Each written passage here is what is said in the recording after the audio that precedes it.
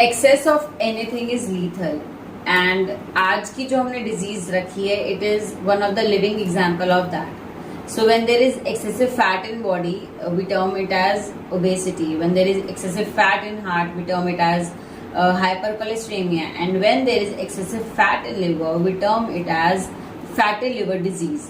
So in today's video I'll talk about everything about non-alcoholic fatty liver disease. Ayurveda इसको कैसे देखता है, आयुर्वेद में इसका लाइन ऑफ ट्रीटमेंट क्या है, इसके कॉजेज क्या हैं और क्या ये एक्चुअल में रिवर्सिबल होती है या नहीं.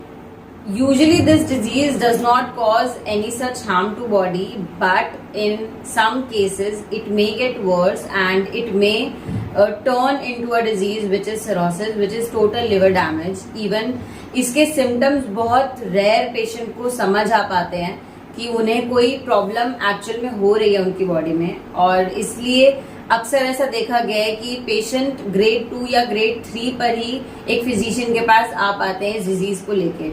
इवन ये डिजीज ऐसा प्रोजेक्ट करा जा रहा है कि in next 20 years it will be one of the leading causes for liver transplantation and leading cause for lethal morbidity and mortality. I think it won't be fair अगर मैं आपको लिवर के बेसिक फंक्शंस की knowledge ना दूं और हम सीधा जंप करें डिजीज के बारे में. तो पहले देखते हैं कुछ बेसिक फंक्शंस लिवर के कि वो करता क्या है बॉडी में. पहला बहुत कॉमनेस्ट फंक्शन जो कि आई गेस हम सब अभी तक गेस कर चुके होंगे, yes, it makes bile for body which helps in digesting food. इसके अलावा it makes protein for body, it makes immune factors which helps fighting disease, it makes blood clotting factor जो कि वूंड को heal करने में responsible है, and also it produces energy from nutrients. Ayurveda में इस डिजीज का डायरेक्ट मेंशन नहीं है, may be because it is one of the lifestyle disorders, और इसका जो डिस्क्रिप्शन हमें मिलता है it comes under the category of संतर्पण जन्य व्याधि, यानी कि ऐसी डिजीजेस जो कि ओवर न्यूट्रिशन या ओवर नरिशमेंट की वजह से होती है. इनके कॉजेज सिम्टम्स कहीं ना कहीं मैच करते हैं exactly with non alcoholic fatty liver disease. This is why it is termed under the संतर्पण जन्य व्याधि. तो अब जल्दी से देखते हैं कि आयुर्वेद में इसको किस तरीके से समझा गया है. होता क्या है कि एक इंसान की अग्नि विकृति यानी कि digestive fire it gets impaired due to any reason. हो सकता है उनके फॉल्टी फूड हैबिट्स, हो सकता है उनका फॉल्टी डेली रेजिम, जिस वजह से उनका मेटाबॉलिज्म हैम्पर होता है. मेटाबॉलिज्म हैम्पर होगा तो वो जो भी फूड इनटेक करेंगे उससे फ्री रेडिकल्स फॉर्म होंगे जिसको आम बोला जाता है. ये बॉडी में पड़े रहते हैं, इनका डाइजेशन प्रॉपरली नहीं हो पाता है, और यही आम जब फर्दर कफ दोष की दृष्टि करते हैं उनसे ट्राइग्लिसराइड यानी कि एक्स्ट्रा फैट डिपॉजिट होते हैं, और ये जब लिवर में जाके स्टिक यानी कि चिपक जाते हैं तब फैटी लिवर की कंडीशन आती है.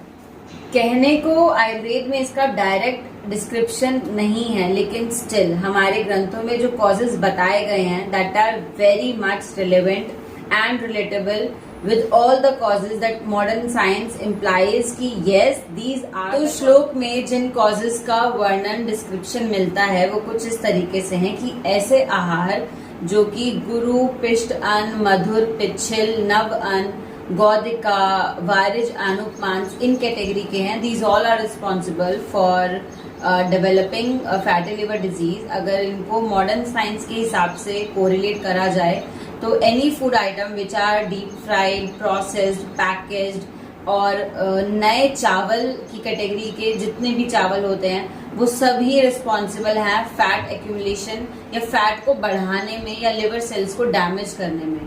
तो these were all the causes that were given in our classics. So all the causes which we have seen is basically vitiating कफ दोषा. कफ जब बॉडी में दूषित होता है तो वो मेटाबॉलिज्म की स्टेट प्रॉपरली अटेन नहीं हो पाती और food item as free radical body में घूमते रहते हैं, and when it gets trapped और get to the site of liver, वहां पर जब ये स्टोर होते हैं और एक्यूमुलेट होते हैं तब फैटी लिवर डिजीज जैसी condition. So now let us quickly move on to the symptoms part.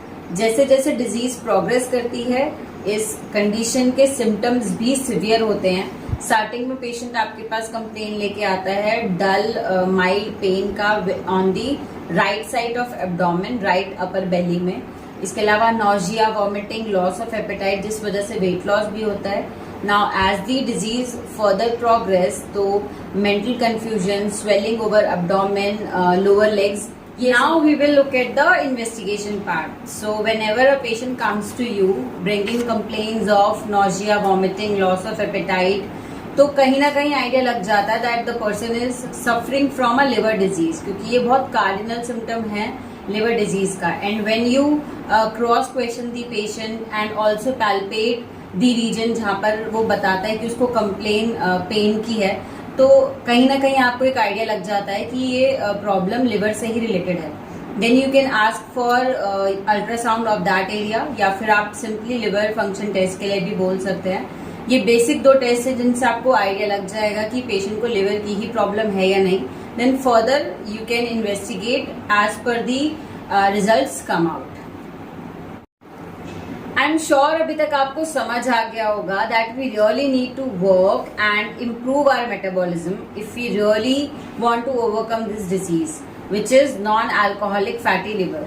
ठीक है, तो अब आगे देखते हैं कि आयुर्वेद में हमारे पास क्या क्या ट्रीटमेंट प्रोटोकॉल है या ऑप्शंस अवेलेबल हैं.